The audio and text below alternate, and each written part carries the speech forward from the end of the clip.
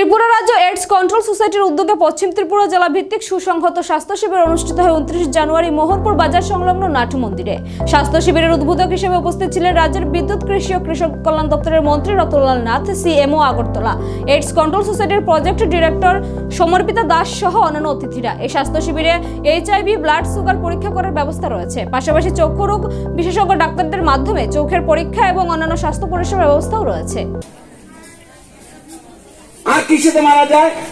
সবচেয়ে বেশি খারাপ জিনিস আমাদের রাজ্যের জন্য, দেশের জন্য ড্রাগস।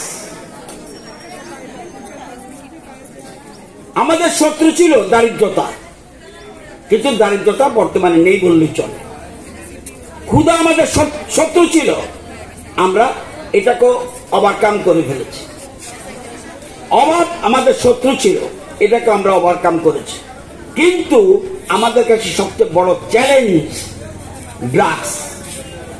আপনারা জানেন ড্রাগসের কি অবস্থা?